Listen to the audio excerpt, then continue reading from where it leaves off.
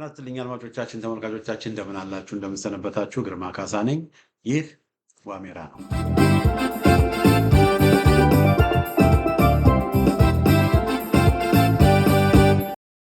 በዛሬው የዋሜራ መርሃ ግብራችን የፋኖ ብቃትና ጥንካሬ ዙሪያ ላይ እንደገና እንነጋገራለን። ከዚህ በፊት የሸዋ ፋኖችን በተመለከተ በሸዋ ያለውን ትልቅ ወታደራዊ ኃይልና ትልቅ ወታደራዊ ብቃት በስፋት ሄጄ በሌሎች ጠቅላይ ግዛቶችም ዙሪያ ላይ ደግሞ መረጃዎችን አሰባስቤ እንደመጣ ቃል ገብቼላችሁ ነበር። በዚህ መሰረት ዛሬ ደግሞ ትኩረታችንን የምናደርገው ጎንደር ላይ ይሆን።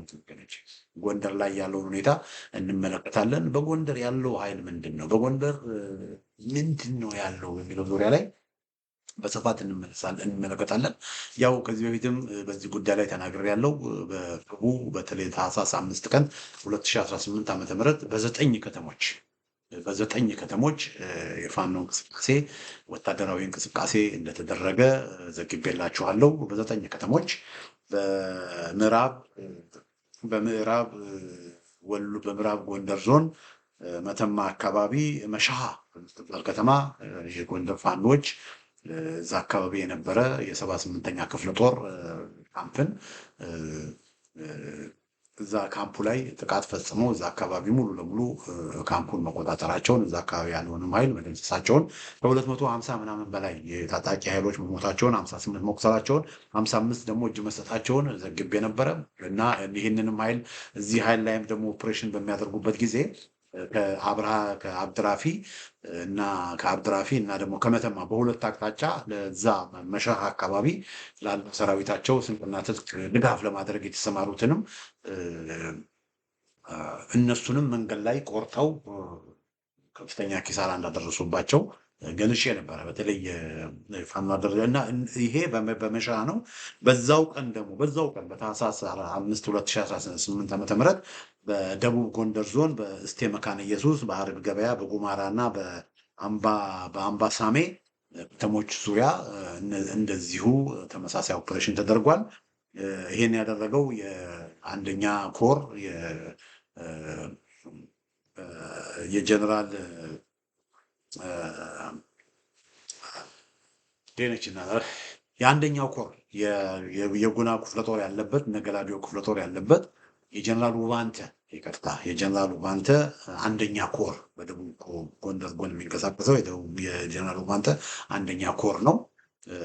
ሌላው ደግሞ በአራቡር በዳባት አካባቢ በሰሜን ጎንደር አራቡር፣ በሐሙሲት፣ በእንቃሽ፣ በአኖራ አካባቢ እንደዚሁ ኦፕሬሽኖችን አድርገው በአንድ ቀን በዘጠኝ ከተሞች ኦፕሬሽን አድርገው የጎንደር ፋኖዎች አገዛዙ ላይ ትልቅ ታክቲካል ጉዳት እንዳደረሱ በስፋት መዘገበ ይታወቃል። እና አሁን ዛሬ የምናየው እነዚህ ኃይሎች ምንድን ናቸው የሚለውን ያሉትን ኮሮች በተቻለ መጠን በስፋት የት ቦታ ነው የሚንቀሳቀሱት የሚለውን ለማየት እንሞክራለን። አድማጮቻችን፣ ተመልካቾቻችን እንግዲህ ይህንን በማደርግበት ጊዜ በተቻለ መጠን ሰመራይዝ አድርጌ ነው ለማቅረብ ሞክረው እና አንዱ የካርታ ላሳያችሁ። ከዚህ በፊትም አሳይቼዋለሁ። ይህንን ካርታ እዚህ ጋር የምታዩት ካርታ እንግዲህ እነዚህ 5 በኮከብ ያደረኳቸው 5ቱ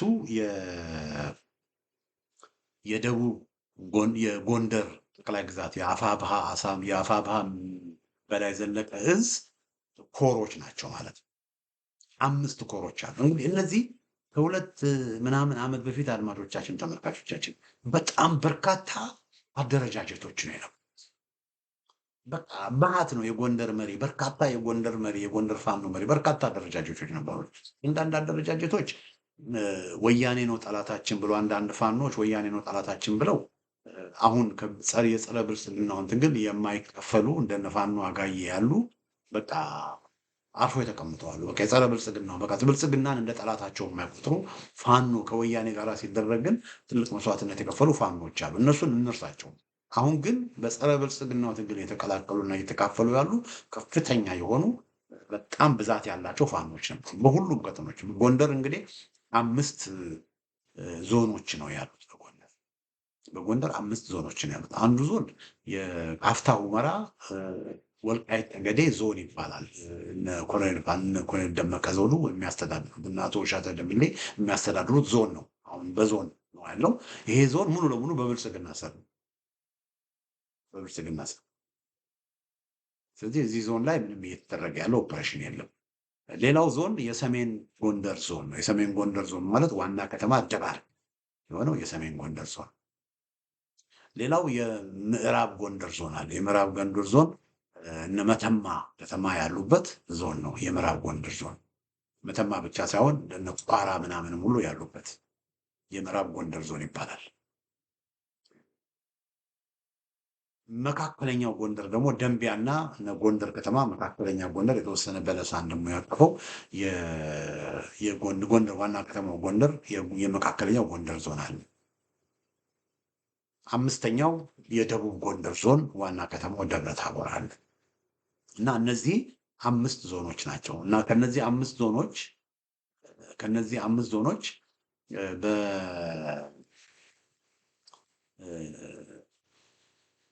በደቡብ ጎንደር አንድ ትልቅ ኮር አለ። እና በደቡብ ጎንደር አንድ ትልቅ ኮር አለ። እና ይሄ በደቡብ ጎንደር ያለው ኮር የደቡባዊው የጀነራል ውባንተ አባተ ኮር ይባላል። እና የጀነራል ውባንተ አባተ ኮር አለ። እና ይሄ የጀነራል ውባንተ አባተ ኮር የደቡባዊ ጎንደር ዞን ኮር ነው። በዚህ ኮር ውስጥ እንደ ጉና ክፍለ ጦር፣ እንደ ገላውዲዮስ ክፍለ ጦር የመሳሰሉ ታላላቅ ግዙፍ ክፍለ ጦሮች አሉ። እና በጣም በሰፊ ቀጠና የሚንቀሳቀስ ክፍለ ጦር ነው። በቅርቡም እንዳልኳችሁ በመካነ ኢየሱስ በእስቴ መካነ ኢየሱስ በአርብ ገበያ በጉማራና በአምባሳሜ ኦፕሬሽኖችን አድርጎ በአገዛዙ ላይ ከፍተኛ ጉዳት ያደረሰው ይሄ አንደኛው ኮር የጀነራል ውባንተ አባተ አንደኛ ኮር የደቡባዊ ጎንደር የሚንቀሳቀሰው የጀነራል አባተ አንደኛ ኮር ነው። ሌላው ኮር በቁጥር 2 የጻፍኩት ሁለተኛ ኮር ነው። እና ይሄ ሁለተኛው ኮር አድማጮቻችን፣ ተመልካቾቻችን የደጃዝማች ሁለተኛ ኮር ነው የሚባለው አይደለም። የደጃዝማች ሁለተኛ ኮር ነው የሚባለው። ሌላ ስሙ ምን እንደሆነ አላስታውስኩም፣ በጣም ይቅርታ አድርጉልኝ። እና በዚህ ኮር ቋራ በዚህ ኮር ስር ነው ያለው። የቋራው ሜድላ ክፍለ ጦር ምናምን በሙሉ በዚህ ኮር ስር ነው ያለው። አለፋ ከተማ፣ እንደገና መተማ ከተማ፣ አዳኝ ሀገር ከተማ፣ ጫቆ እነዚህ በሙሉ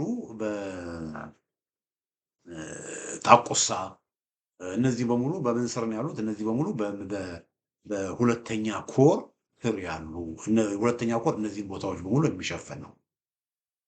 እና ለምሳሌ የአድዋ ግዙፉ የአድዋ ክፍለ ጦር እነ ኮማንደር ሳሙኤል ወታደራዊ አዛዥ የነበሩበት የአድዋ ክፍለ ጦር፣ የቋራ ኦሜድላ ክፍለ ጦር እነዚህ በሙሉ በማን ስር ናቸው ማለት ነው? በሁለተኛ ኮር ስር ናቸው። በጣም ሰፊ ቀጠና ነው ተመልከቱት። እንዳለ የቋራ በረሃን በሙሉ እንደገና ከጣና በስተምዕራብ ያሉትን አካባቢዎች እና አለፋ ጣቁሳን በሙሉ ያካተተ እጅግ በጣም ሰፊ ቀጠና። በዚህ አካባቢ ብዙ ውጊያዎች ከዚህ በፊት ተደርገዋል። ብዙ ውጊያዎች በተለይ አገዛዙ ከጭልጋ ተነስቶ በጨንደባ በኩል አድርጎ በደልጌ አድርጎ ወደዚህ አካባቢ ብዙ ጊዜ ኦፕሬሽኖችን አድርጓል። እና ይሄ ሰፊ ቀጠና የሚንቀሳቀስ እና እዚህ አካባቢ አሁን አገዛዙ አለ ማለት አይቻልም። በቋራ አገዛዙ አለ ማለት አይቻልም። እና ይሄ ሁለተኛ ኮር ነው። ሶስተኛው ኮር ወደ ሰሜን ጎንደር ነው የሚወስዳችሁ። ሰሜን ጎንደር እንግዲህ ያው በትግራይ መስመር ማይጠምር ያለ፣ አደርቃ ያለ፣ ዛሪማ አለ። ከዛ ልክ ዛሪማን እንዳለፍን የሊማሊሞ ዳገት አለ። ከሊማሊሞ ዳገት እንደወጣን ደባርቅ ከተማ አለ። ከደባርቅ እንደወጣን ደግሞ ሄደን ወቅን አለ። ወቅን ማለት ልታችሁ የምታስታውሱ ከሆነ ከህወሓት ጋር ውጊያ ይደረግ የነበረ ጊዜ ጭና ተክለ ሃይማኖት፣ ጎዛ አብርሃም የመሳሰሉ አካባቢዎች ያሉበት አካባቢ ነው። እና አገዛዙ ህወሓቶች ጭፍጨፋ የፈጸሙት ሲሸነፉ ጭፍጨፋ የፈጸሙበት ዘጭና ማሳከር ተብሎ የሚታወቀው እዚህ አካባቢ ነው ያለው፣ በዳባትና በደባርቅ መካከል። እና እዚህ አካባቢ በቃ ከጎንደር በስተሰሜን ምስራቅ የሚንቀሳቀሰው እዚህ አካባቢ ግዙፉ የሶስተኛው ኮር አለ። ሶስተኛ ኮር የራስ አሞራው ሶስተኛ ኮር እዚህ አካባቢ ይንቀሳቀሳል። እና እዚህ አካባቢ ብዙ ክፍለ ጦሮች አሉ። እንደ ደጀን ክፍለ ጦር፣ ጭና ክፍለ ጦር። ጭና ማለት ጭና ተክለ ሃይማኖት ጭና ክፍለ ጦር፣ አያሌው ብሩ ክፍለ ጦር፣ አያሌው ሞኙ፣ ሰው አማኙ የተባለላቸው ማለት ነው። እና ያያለው ብሩ ክፍለ ጦር እና ሌሎች ብዙ ክፍለ ጦሮችም እዚህ አካባቢ ይንቀሳቀሳሉ። ይሄ እንግዲህ የሶስተኛው ኮር ነው። በምዕራብ እንግዲህ የምዕራብ ጎንደር በጣም ሰፊ ቀጠና ነው ብያቸው፣ ሰፊ ቦታ ነው። ጣራ በረሃ እንዳለ ይሸፍናል። ከጎጃም ከምዕራብ ከጎጃም በጣና ሐይቅ በስተምዕራብ በኩል ያለውን ሻውራ ጣቁሳን በሙሉ ይሸፍናል። በጣም ሰፊ ቀጠና ነው ብያቸዋል። እና እዚህ ቀጠና ኮር 2 ነው ያለው። ወደ ላይ በምንወጣበት ጊዜ ደግሞ ከወልቃይት ጀምሮ እንዳለ አርማጭሆን፣ ሰሜን አርማጭሆን፣ መካከለኛ አርማጭሆን እንዳለ አርማጭሆን በሙሉ ሸፍኖ እንደገና መተማ ወረዳን በሙሉ ሸፍኖ በአጠቃላይ ከጭልጋ በስተ ምስራቅ ያለውን አካባቢ በጣም ሰፊና ደግሞ በጣም አገዛዙ ብዙ ጦር እዛ አካባቢ አስፍሯል። ለምን? የመተማ በሱዳን በኩል የሚመጣው በር ስለሆነ በመተማ በኩል ስለሆነ እዛ አካባቢ ከፍተኛ ያገዛዙ ሰራዊት አለ። ከፍተኛ ያገዛዙ እንቅስቃሴዎች እዛ አካባቢ ጋዝ፣ ነዳጅ ምናምን በዚህ አካባቢ ሁሉ ስለሚመጣ ከፍተኛ የሆነ እንቅስቃሴ ነው ያለው እና ከፍተኛ የወታደራዊ ክምችት ስላለ ከፍተኛ የፋኖ እንቅስቃሴ እዚህ አካባቢ አለ እና እዚህ አካባቢ ከአብድራፊ ጀምሮ እስከ መተማ ባለው መስመር እንዳለ አብዛኛውን አርማጭሆ አብዛኛውን የመተማ መንገድ ምናምን የሚቆጣጠረው እዛ አካባቢ በስፋት የሚንቀሳቀሱት ደግሞ 4ኛው ኮር የደጃዝማች ኮር ይባላል እና በደጃዝማች ኮር ውስጥ እንግዲህ በርካታ ኃይሎች በዛ አሉ። እንደ ጎቤ ክፍለ ጦር፣ አርበኞች ክፍለ ጦር፣ ደጀን ክፍለ ጦር፣ አጣናው ዋሴ ክፍለ ጦር፣ ዘራይ ክፍለ ጦር፣ ተከዜ ክፍለ ጦር የመሳሰሉት እንግዲህ እነዚህ በዛ ስር ይንቀሳቀሳሉ ማለት ነው። ይሄ እንግዲህ አድማጮች ተመልካቾች በጎንደር ያሉት ኮሮቹን የሚያሳይ ነው እና በአጠቃላይ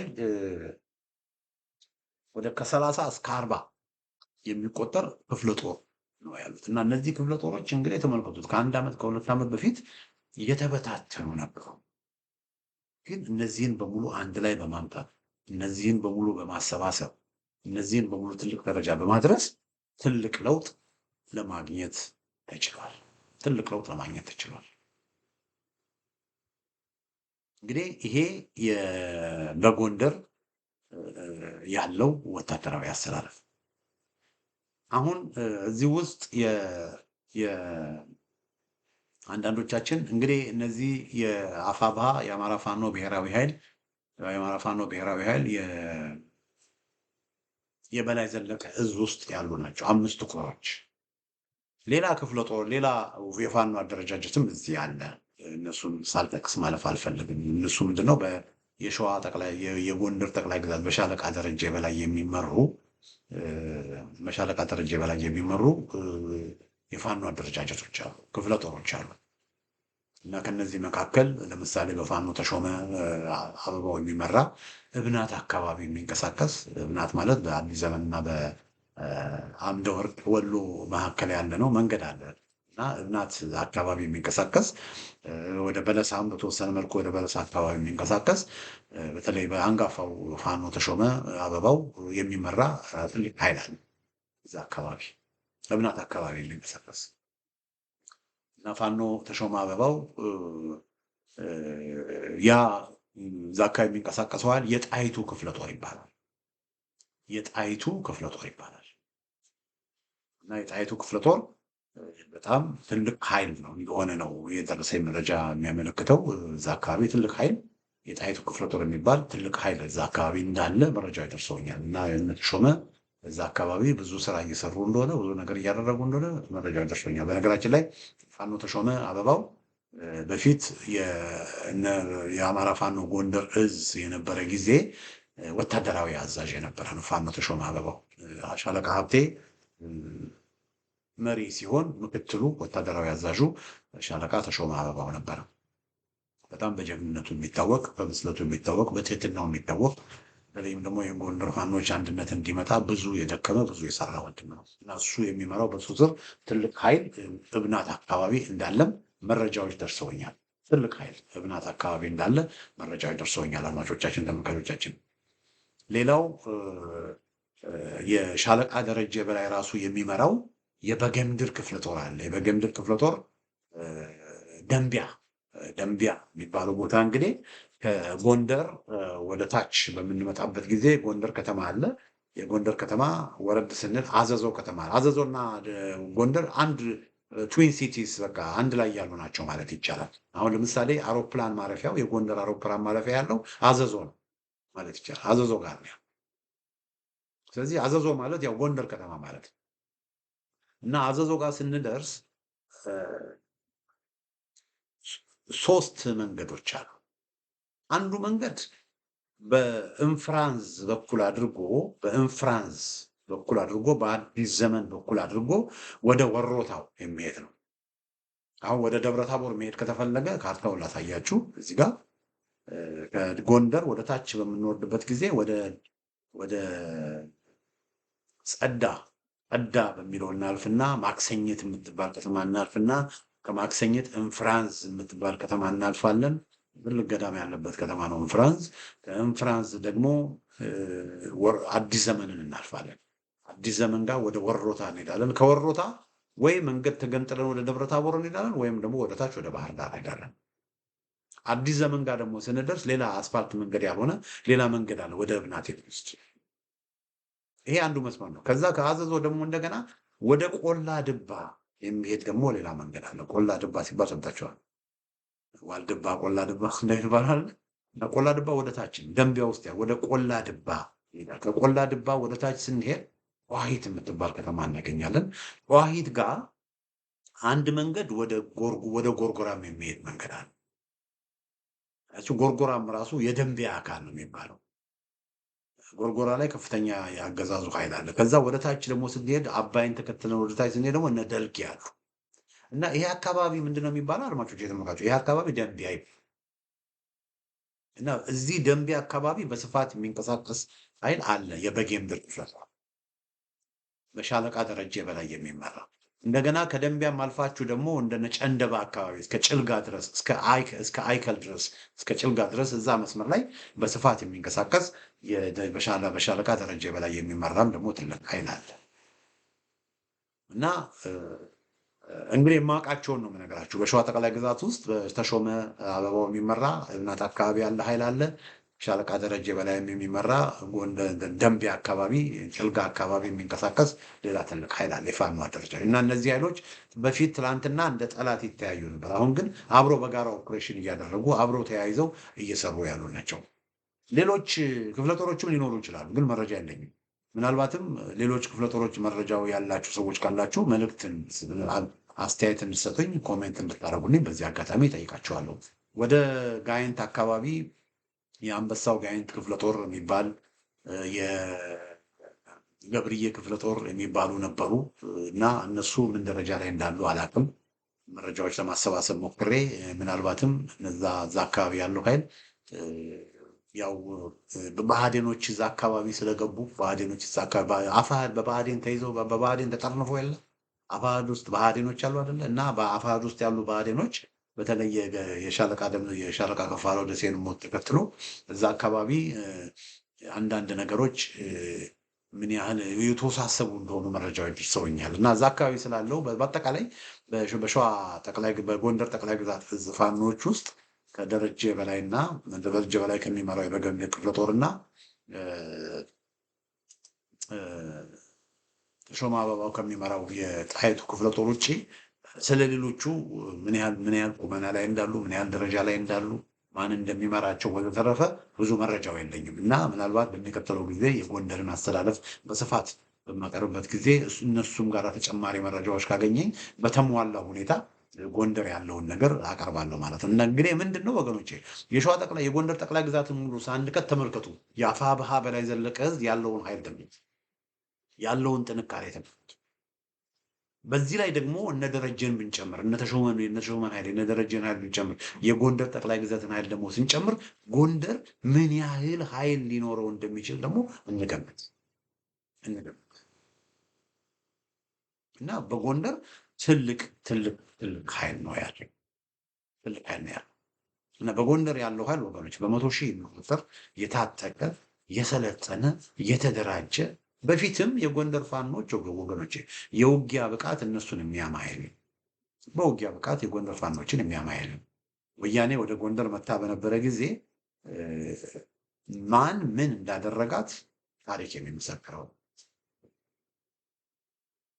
ወያኔዎች ጎንደርን፣ ባህር ዳርን እንቆጣጠራለን ብለው ከፍተኛ ኃይል ነው በደብረ ደቢጥ በኩል በጋሸና በኩል አድርገው በደብረ ደቢጥ በኩል አድርገው በምዕራብ በጋሸና ከጋሸና ደብረ ደቢጥ ከደብረ ደቢጥ ንፋስ መውጫ ጨጨሆ ምናምን አድርገው ደብረ ታቦር ደጃፍ ደርሰው ነበር። ፋኖች ምንድነው ወያኔዎች ደብረ ታቦር ደረጃ።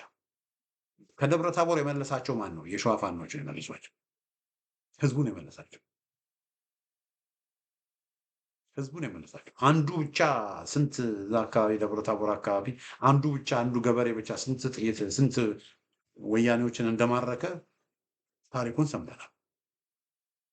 እና በዛ አካባቢ ወያኔዎች የተሸነፉት በመከላከያ አይደለም። ወያኔዎቹ የተሸነፉት በህዝቡ ነው፣ በፋኖ ነው የተሸነፉት። የጎንደር ፋኖች ቀላል እንዳይመስላችሁ አንድ ላይ ሆነው በቃ በጋራ በእዝ የሚያደራጃቸው ስላጡ እንጂ በተናጥል ግን በፉጨሽ ተጠራርተው ሲንቀሳቀሱ ግን ወያኔን እንደዛ ነው ያደረጉት።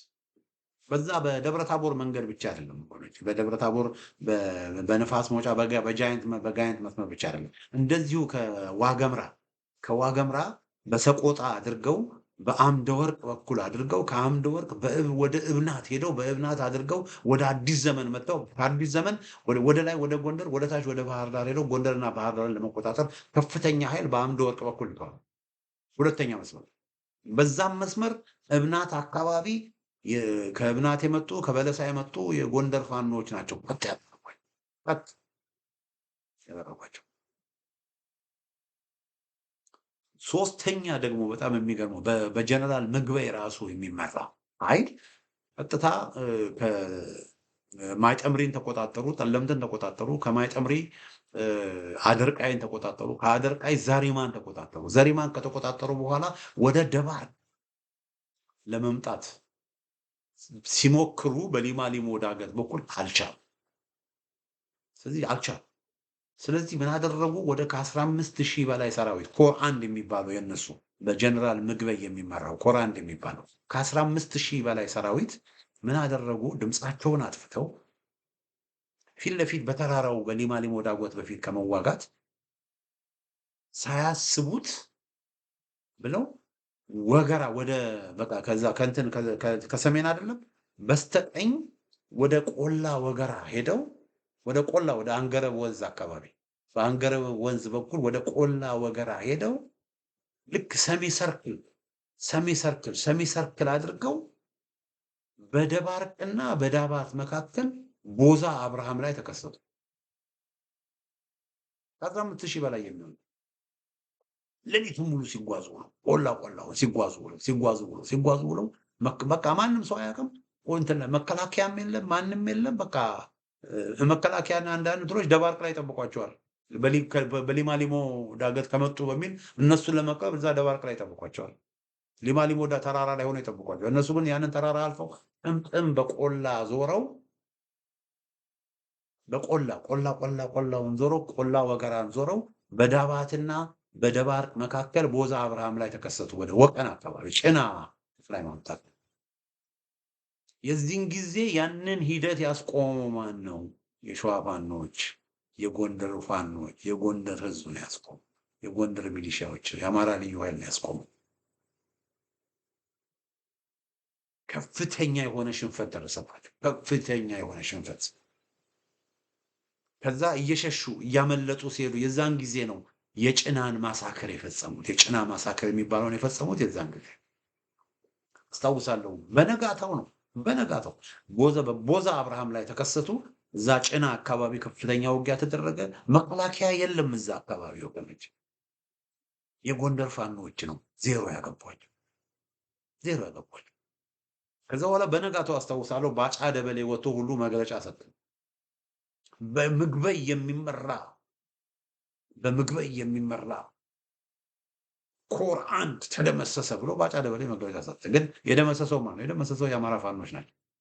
እና የጎንደር ፋኖች ወገኖች ከልጅነታቸው ውጊያ የለመዱ፣ ረጅም ርቀት መጓዝ የለመዱ፣ በውጊያ ብቃታቸው እንደዚህ ናቸው የማይባሉ ብቃት ያላቸው ናቸው። እንግዲህ ተመልከቱ፣ ጥንካሬ አላቸው። በውጊያ በውጊያ ጥንካሬ አይታሙም። አንድ ሁለተኛ፣ ከወያኔ ጋር በተደረገው ውጊያ ልምድና ተሞክሮ አላቸው። ሁለት ሶስተኛ፣ ብዛት አላቸው።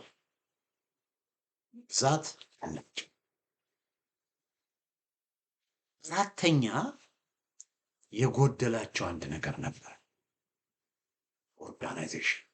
ኦርጋናይዜሽን አልነበራቸው። አሁን ኦርጋናይዜሽንም አላቸው። 85-90 በመቶ የሚሆኑ ፋኖች አሁን የአማራ ፋኖ ብሔራዊ ኃይል በላይ ዘለቀ እዝ በሚለው ውስጥ በኮር በክፍለ ጦር ሚሊተሪ መልክ ወታደራዊ ዲሲፕሊን ባሰፈረ መልኩ ተጠርንፈዋል። አሁን ደግሞ እነ ሻለቃ ደረጀም ተሾመም ከነዚህ ከነ ሀብቴ ጋራም ደግሞ አንድ ለመሆን ተነጋግረው ጫፍ ላይ ደርሰዋል። ስለዚህ በጎንደር ከዚህ በኋላ ወገኖቼ አንድ የፋኖ እዝ ነው የሚኖረው። ብቃቱ፣ ወታደራዊ ብቃቱ፣ ልምዱ፣ ብዛቱ፣ አሁን ደግሞ ደረጃጀቱ አላቸው። ስለዚህ ጎንደር እንግዲህ ያለው ኃይሌ ነው። ይሄ ሁሉ ባለመኖሩ በአፋብ አገዛዙ በገንዘብ የገዛቸው ሽፍታዎችን እያደረገ በፋኖ ስም የሚዘርፉ በፋኖ ስም ብዙ ነገር የሚያደርጉ በፋኖ ስም ብዙ ወንጀል የሚፈጽሙ ወንበዴዎችና ሽፍታዎች በዝተው ነበር። ሆን ብሎ ፋኖ እንዲጠላ ለማድረግ አገዛዙ ብዙ ነገሮችን ሲያደርግ ነበር። ግን ያ ሁሉ እየተስተካከለ ነው። እየተስተካከለ የሚያስቸግረውን እስር ቤት እየከተቱት ይሄ እንደነ ጸዳሉ ደሴ እንደነ ቆራጡ የመሳሰሉ የብልጽግና ቅጥረኞች እነሱም ፊልተር አውት እየወጡ ለብአዴን የሚሰሩ ለብልጽግና የሚሰሩ ለነ መላኩ አለበ ለነ አገኘሁ ተሻገር የሚላላኩ እነሱ በሙሉ እየጠሩ ነገሮች መስመር እየያዙ ነው። ነገሮች መስመር እየያዙ እና ጎንደር ያለው ሁኔታ ይሄ ነው ወገኖች። እና ጎንደር ያለው ኃይል ወገኖች እንዳልኳችሁ ነው። ከዚህ በፊትም ብዙ ጊዜ እንደምነው ሸዋ ያለው ምንም ነገር ባያደርግ፣ ወሎ ያለው ምንም ነገር ባያደርግ፣ ጎጃም ያለው ምንም ነገር ባያደርግ፣ ጎንደር ያለው ኃይል ብቻውን ህዋቶች ደብረ ሲና እንደገቡት ጎንደር ያለው ኃይል ኦርጋናይዜሽን ካለ እንዳልኳችሁ ብዛት ካላቸው ብቃት ካላቸው ብዛት ካለ ብቃት ካለ ድርጅታዊ መዋቅር ካለ ማንም ይቀር ሰተት ብለው አዲስ አበባ መግባት ይችላል። ስለዚህ ጎጃም ጎንደር ያለው ኃይል እጅግ በጣም ግዙፍ ኃይል ነው እና አንድ እየሆነ የመጣ ኃይል ነው። ስለዚህ ፋኖ ላይ ከአሁን ለአሁን ይሄን አልተደረገም የብልጽግና ፕሮፓጋንዳ እየሰማን በቀላሉ ተስፋ የምንቆርጥ በቀላሉ የምንዝል በቀላሉ ልባችን የምናከብድ ሰዎች ሜዳ ላይ ያለውን ሁኔታ መረዳት አለብን። በየቲክቶኩ በየቦታው የሚወራውን ነገር መስማት ያለብን። ሜዳ ላይ ያለው ሁኔታ ይሄ ነው ወገኖች። ሜዳ ላይ ያለው ሁኔታ ይሄ ነው። ይሄ ጎንደር ነው። ይህ የጎንደር ፋኖችን ጥንካሬ፣ የጎንደር ፋኖችን ብርታት፣ የጎንደር ፋኖችን ኦርጋናይዜሽን፣ የጎንደር ፋኖችን ብስለት የሚያሳይ ነው። በብዙ ነገር ውስጥ በጦርነት ውስጥ ሆኖ ይህን ሁሉ እያደረጉ ስለዚህ ጎንደር ይሄን ይመስላል። እንግዲህ አድማጮቼ፣ ተመልካቾቼ በጎንደር ዙሪያ ላይ ያደረስኩት ያዘጋጀው ዝግጅት ይህን ይመስላል። በሚቀጥለው ጊዜ መረጃዎችን አሰባስቤ በወሎ ያለውን ሁኔታ በጎጃም ያለውን ሁኔታ ይዤላችሁ እመጣለሁ። በወሎ ሲንክ አንዳንድ መረጃዎች አሉኝ። በጎጃም ግን ክፍለ ጦሮች ነበሩ። በክፍለ ጦር ነበረ ሲዋቀሩ የነበሩት። አሁን ከክፍለ ጦር ወደ ኮር እየተለወጡ ስለሆነ እስቲ ዘርዘር ያለ ነገር መረጃዎች እንዳገኘው በጎጃም ጉዳይ ላይ ጎጃም ስላለው ነገር በስፋት መረጃዎች ይዤላችሁ እመጣለሁ። ግን ማወቅ ያለብን ሁላችንም በሁሉም ጠቅላይ ግዛቶች ያለው ነገር ግን ያለው የፋኖ እንቅስቃሴ ግን ፎርሚደብል የሚቀረው ይህንን ኃይል በትክክል ስትራቴጂክ በሆነ መንገድ የሚመራ የፖለቲካ አመራር የሚያስፈልገው ያ እንዲሆን ነው እየሰራን ያለ ነው። ያ እንዲሆን ነው እየደከምን ያለ ነው። ያ እንዲሆን ነው እየጮህን ያለ ነው። ከሁል ጊዜ ጥርጣሬ ኖሮን አያውቅም። በፋኖ ብቃት ላይ በፋኖ ጥንካሬ ላይ ጥርጣሬ ኖሮኝ አያውቅም። ብዙዎቻችንም የፋኖን እንቅስቃሴ በቅርበት የምንከታተል ሰዎች ጥርጣሬ ኖሮን አያውቅም። ነገር ግን ይሄንን ኃይል በትክክል የሚመራ አመራር እስካሁን ለምን አልኖረም በሚል ነው ከአንዳንድ የፋኖ አመራሮችም ጋር የምንጋጨው። አንዳንድ የፋኖ አመራሮችም ላይ ጠንከር ያለ ትችት የምንሰረዝረው ከዚህ የተነሳ ነው። አድማጮቼ፣ ተመልካቾቼ በጎንደር ፋኖች ጥንካሬና ብቃት ዙሪያ ያዘጋጀው ዝግጅቴን ይመስላል። በሌላ ጊዜ በተመሳሳይ ፕሮግራም እስክንገናኝ ደህና ሁኑ።